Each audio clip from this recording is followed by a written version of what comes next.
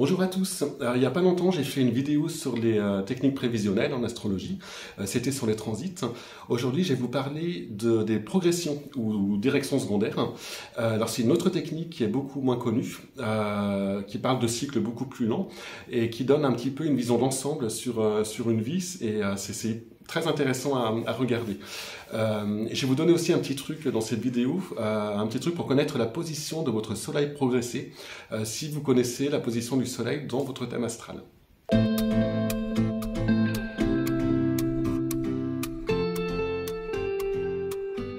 Le principe des progressions est très simple et basé sur un principe, la correspondance un jour égale un an. C'est-à-dire qu'on considère qu'il y a une correspondance symbolique entre une journée, donc le temps que la Terre met pour tourner sur elle-même, et une année, donc le temps qu'elle met pour tourner autour du Soleil. Et on va faire progresser les planètes de son thème astral selon cette correspondance. Alors vous allez voir, c'est très simple.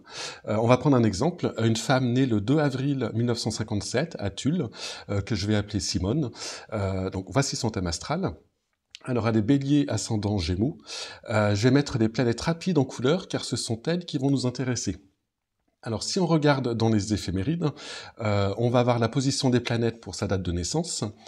Donc, j'ai surligné la position des planètes pour le 2 avril 1957. Alors, on voit que le Soleil est à 11,59 du Bélier à minuit, la Lune à 0,25 du Taureau à minuit. Les éphémérides donnent les positions pour minuit. Et pour avoir la position exacte à l'heure où elle est née, il faut faire un petit calcul, c'est une règle de 3, mais les logiciels le font maintenant tout seuls. Alors à gauche, j'ai numéroté les lignes suivantes jusqu'à la fin du mois. Donc ça va de 1 à 28, et ça va correspondre à son âge. Donc la ligne numéro 1 est celle du 3 avril, donc le lendemain de sa naissance, et elle correspond en progression à ses 1 an. La deuxième ligne correspond à ses 2 ans, la troisième à ses 3 ans, etc. Donc si on veut regarder la position des planètes progresser pour ses 20 ans, on regarde où elles étaient 20 jours après sa naissance, en faisant bien sûr une rectification en fonction de l'heure de naissance. Donc ici, 20 jours, ça correspond à la ligne du 22 avril. Alors on monte le thème pour cette date, donc pour le 22 avril 1957, et il correspondra au thème progressé des 20 ans de Simone. Alors je vous ai mis son thème astral à gauche et son thème progressé pour ses 20 ans à droite. Alors vous voyez que les planètes lentes en noir ont peu ou pas bougé. Alors elles paraissent un peu décalées parce que le zodiaque a tourné en raison de l'ascendant qui lui aussi a progressé. Mais leur position est quasiment la même. Neptune par exemple est passé de 1,45 à 1,13 du Scorpion. Par contre, on voit que Mars est passé de 9 degrés à 22 degrés des Gémeaux et que Vénus, Mercure et le Soleil ont changé de signe. Les trois sont passés en Taureau. Quant à la Lune, elle a parcouru les 3/4 du zodiaque et elle se retrouve en Verseau. Alors je parlerai de la Lune après, ça fera l'objet d'une étude particulière. Pour l'instant, on va s'intéresser aux 4 autres planètes rapides, donc au Soleil, Mars, Vénus et Mercure.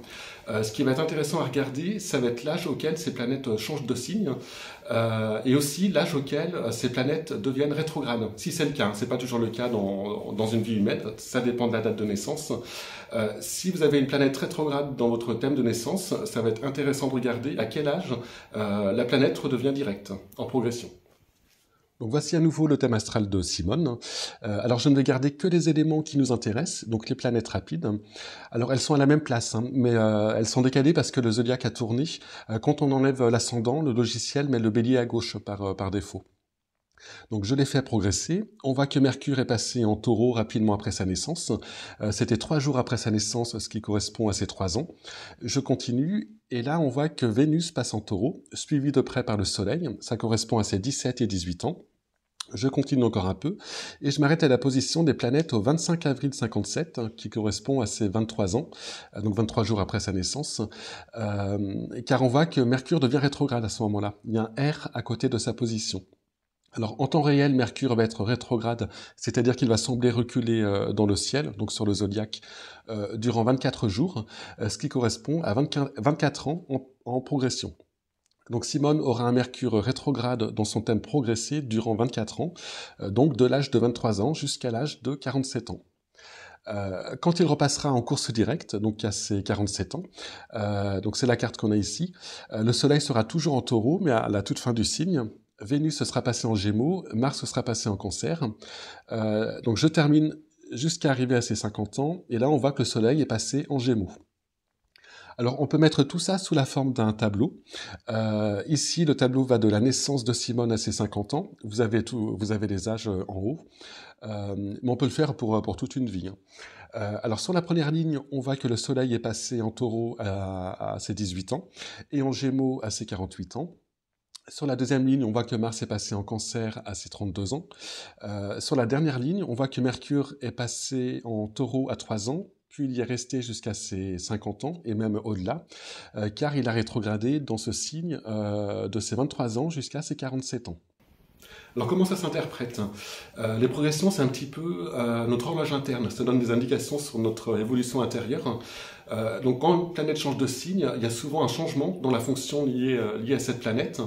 Alors c'est progressif et c'est plus subtil, hein, que pour des transits. Quand le Soleil change de signe, par exemple, on voit souvent des modifications, des transformations dans la vie pour aller vers des valeurs associées à ce signe. Alors le signe solaire reste le même toute la vie, hein, c'est notre signe astrologique, mais au fur et à mesure qu'on grandit, qu'on mûrit, il s'enrichit du signe suivant. Alors Simone, par exemple, c'est sans doute plus ouverte aux autres aux alentours de 49 ans, quand le Soleil est passé, quand le Soleil progressé, pardon, est passé du Taureau au Gémeaux. Elle est sans doute devenue plus curieuse, plus communicative. Peut-être qu'elle s'est mise à se déplacer un petit peu plus, hein, à être moins sédentaire. Alors comme le Soleil se déplace d'environ 1 degré par jour, donc 1 degré par an en progression, vous pouvez facilement savoir où il se trouve actuellement, si vous connaissez sa position dans votre thème de naissance. Chez Simone, dans son thème astral, il est à 12 degrés du Taureau, donc il manque 18 degrés pour aller à la fin du signe. Chaque signe fait 30 degrés. Donc vers l'âge de 18 ans, il est passé en Taureau. On rajoute encore 30 années pour le passage dans le signe suivant, donc à 48 ans pour le passage en Gémeaux. Alors en réalité, c'est 30 ans et quelques mois, car le Soleil ne parcourt pas exactement 1 degré par jour, mais 0,59 degré. Mais ça donne une bonne idée, hein, de la période de changement de signe. Alors pour Mercure, un changement de signe indique souvent des changements d'intérêt dans la vie. Pour Vénus et Mars, alors c'est plus subtil, hein, car ça ne transparaît pas forcément à l'extérieur, mais Vénus va nous parler d'une évolution dans les goûts ou les valeurs. Ce sera plus visible chez les artistes, hein, et chez les créateurs par exemple. Et Mars a à voir avec la manière de nous affirmer, d'avancer dans la vie et de lutter. Alors, il y a une chose qui est très parlante en progression, c'est quand une planète devient rétrograde ou qu'elle repart en course directe. Alors le plus souvent c'est Mercure qui est concerné, car la planète rétrograde environ 3 fois par an, pendant une bonne vingtaine de jours. Donc quand elle passe rétrograde en progression, ça va durer entre 20 et 25 ans. Alors on a vu que pour Simone, cela allait de ses 23 à ses 47 ans. Alors quand Mercure rétrograde, on voit la vie d'une façon différente. C'est un peu une phase d'intériorisation. La planète se différencie des voies classiques, hein. Elle suranise un petit peu. C'est-à-dire qu'elle devient moins conforme, plus personnelle. Elle sort un petit peu des sentiers battus. Et ensuite, quand Mercure redevient direct, il y a une sorte de libération, hein, d'extériorisation de l'énergie. Et la personne a souvent des nouveaux centres d'intérêt aussi. Pour Vénus et Mars, ces passages directs ou rétrogrades sont moins fréquents. Vénus rétrograde durant 40 à 45 jours tous les 1 an et demi environ, et Mars durant 2 mois et demi, tous les 2 ans. Donc lorsque ça se produit en progression, ça va être en général jusqu'à la fin de la vie. Alors, Vénus et Mars sont 2 planètes libidinales, et lorsqu'elles se mettent à reculer, elles se libèrent des pulsions qui sont liées à la sexualité, au désir, à l'attraction instinctive. C'est comme si elles passaient sur un autre plan. Alors c'est pas le cas de Simone, hein, pour qui les planètes vont toujours dans le bon sens. Elle ne résiste toujours pas aux avances de son mari. Je vais parler maintenant de la planète la plus intéressante en progression, parce que la plus rapide, c'est la Lune. Donc en transit, elle parcourt environ 12 degrés par jour, ce qui correspond à 12 degrés par an en progression. Donc durant une vie humaine, elle aura le temps de faire entre 2 et 4 fois le tour du zodiaque. Alors on va commencer par regarder la lunaison. Alors en transit, en temps réel, la lunaison, donc la durée entre 2 nouvelles lunes, est de 29 jours et demi. Donc en progression, elle sera de 29 ans et demi. Avec le même principe que pour faire progresser les planètes rapides sur le zodiaque, on va faire avancer le Soleil et la Lune après la naissance de Simone, en tenant compte du fait qu'un jour équivaudra à 1 an. Et les années où vont se produire les nouvelles lunes et les pleines lunes seront des années très importantes. Donc voici à nouveau son thème. Alors on voit que le Soleil est en Bélier, la Lune en Taureau. Donc la Lune est devant le Soleil, hein. Simone est née peu de temps après la nouvelle Lune qui a eu lieu le 31 mars 1957. Donc la prochaine grosse étape sera la pleine Lune. Alors si je replonge dans mes éphémérides, je vois que la pleine lune qui suit la naissance de Simone aura lieu le 14 avril à midi 10 en heure universelle, hein, l'heure de Greenwich. C'est donc 12 jours après sa naissance, ce qui correspond à l'âge de 12 ans. Alors on peut être plus précis et calculer en progression la date à laquelle elle se produira plus exactement, et donc on trouvera le 20 mai 1969. Donc voici le thème progressé de Simone pour le 20 mai 1969, qui correspond au ciel du 14 avril 1957 à midi 10. Alors on voit que le Soleil est à 24 degrés 17 du Bélier, il est opposé à la Lune qui est à 24 degrés 17 de la Balance. La nouvelle lune suivante aura lieu donc 15 jours plus tard. Les éphémérides nous indiquent le 29 à 23h54, ce qui correspondra à l'âge de 27 ans. Elle aura lieu en progression le 14 novembre 1984. Alors sur le thème progressé de Simone, on voit que le Soleil et la Lune sont sur le même degré du zodiaque, hein, le 14 novembre 1984, ce qui correspond à la position des planètes dans le ciel le 29 avril 1957 à 23h54. Donc si je reprends le tableau de vision d'ensemble des progressions de Simone, je rajoute une ligne où j'indique les pleines lunes et les nouvelles lunes progressées. Et je vais même aller plus loin et indiquer les quartiers qui se calculent selon le même principe, hein, et qui vont nous donner encore plus d'informations. Alors je le disais, les pleines lunes et les nouvelles lunes progressées sont des années vraiment importantes, hein, dans une vie. Ce sont des années de redémarrage, hein, de transformation, de renaissance, avec quand même quelques nuances, hein, entre la pleine lune et la nouvelle lune. Les nouvelles lunes sont des années vraiment des années de démarrage. C'est le début d'un cycle d'une trentaine d'années. Il y a quelque chose qui germe, hein, il y a l'idée d'une naissance, mais à ce stade, ça peut être encore un peu vague.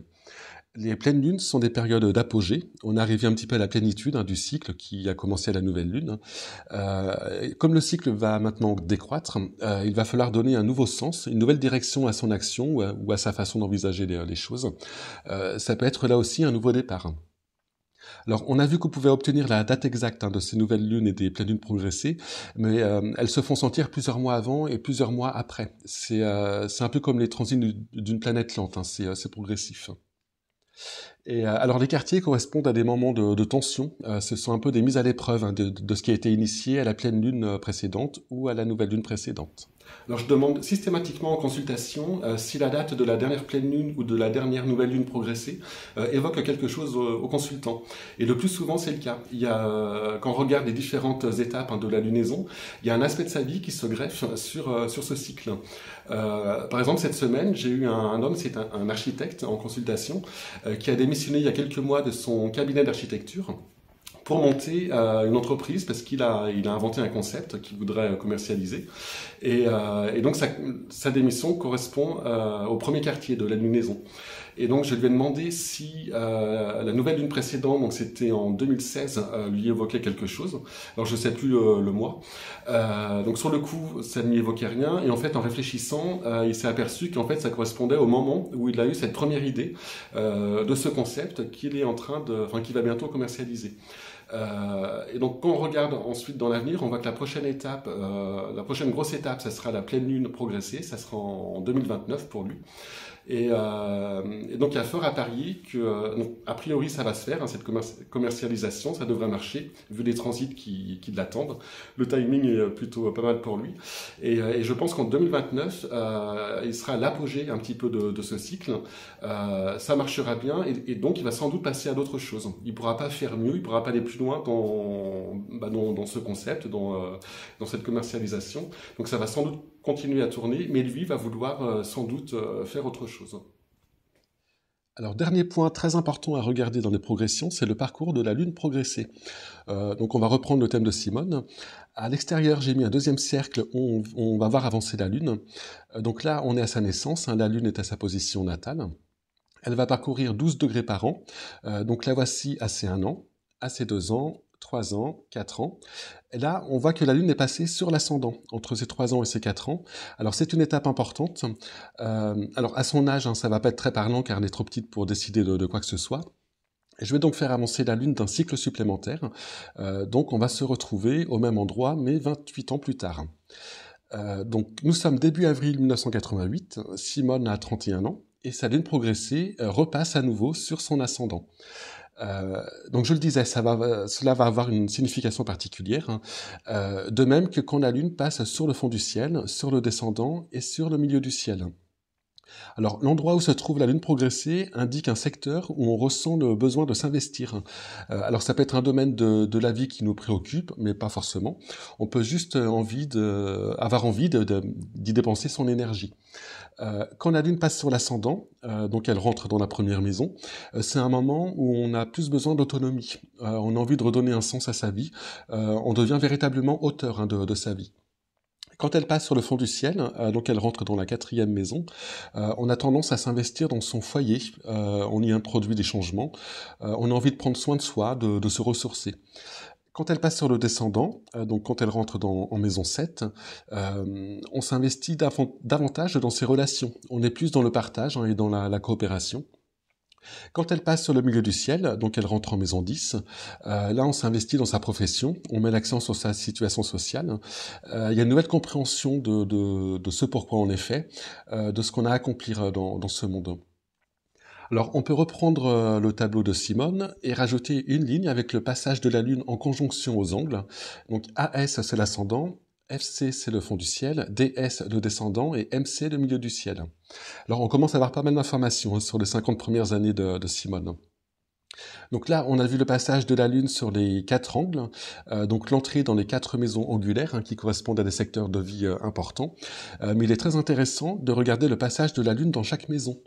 Alors, elle va rester en moyenne 2 à 3 ans dans une maison, mais c'est très variable, hein, car les maisons n'ont pas toutes la même grandeur. Et la maison dans laquelle est située la Lune progressée, c'est un domaine de notre vie où on ressent le besoin de s'investir. Donc, quand la Lune progressée passe en maison 2, par exemple, on va davantage chercher à se sécuriser. Donc cela passera souvent par une recherche de sécurité matérielle. Donc on va revoir son budget, on va être plus économe. Peut-être qu'on va chercher d'autres sources de revenus. Alors on va reprendre le tableau et rajouter une nouvelle fois une ligne au tableau de Simone. Donc ça va être la position de la Lune progressée en maison. Et donc là, vous voyez que juste avec les progressions, on obtient une vue d'ensemble, hein, assez complète de ce qui peut se passer dans la tête de Simone durant ses 50 premières années de vie. Et donc des conséquences que ça pourrait avoir sur ses décisions et sur sa vie. Alors au niveau des couleurs, c'est comme pour les signes des planètes progressées. En rouge, ce sont les maisons de feu, donc la 1, la 5 et la 9. En marron, les maisons de terre, la 2, la 6 et la 10. En vert, les maisons d'air, la 3, la 7 et la 11. Et en bleu, les maisons d'eau, la 4, la 8 et la 12. Alors, c'est aussi très intéressant de regarder les époques où il se passe plusieurs choses simultanément dans le tableau. Là, on est sûr que ce seront des étapes importantes, hein, dans la vie. Par exemple, on va à une période charnière entre 47 et 49 ans, où là, on a Mercure qui redevient direct à 47 ans, donc là, avec sans doute des nouveaux centres d'intérêt. La Lune progressée passe sur le milieu de ciel et arrive en maison 10. Donc Simone va avoir envie de s'occuper particulièrement de sa vie professionnelle, peut-être changer de métier et se diriger vers quelque chose qui ressemble un petit peu plus à ce qu'elle est maintenant, avec ce Mercure, hein, qui est redevenu direct. D'autant plus qu'elle arrive à une phase de quartier dans la lunaison progressée. Donc c'est peut-être le moment de concrétiser une idée qui aurait pu germer chez elle lors de la pleine lune précédente, hein, donc à 41 ans. Et le Soleil change de signe à cette même époque. Il y a donc un changement profond, hein, dans la vision de la vie, hein, qu'a Simone. Donc là, on peut être quasiment certain que Simone est à la fin de la quarantaine, elle est vraiment à un tournant de sa vie. Alors là, j'ai fait le tableau de Simone, mais vous pourrez bientôt commander le vôtre sur mon site à partir de février 2023. Alors, ça sera un tableau sur une douzaine d'années, le temps d'un cycle de Jupiter, hein, où vous aurez donc toutes ces informations de progression, mais aussi tous les transits majeurs qui vont se produire durant ces 12 ans. Alors, je ferai une vidéo le moment venu, hein, pour vous présenter le tableau. Donc voilà pour les progressions. Je vous remercie de m'avoir écouté et je vous dis à très bientôt.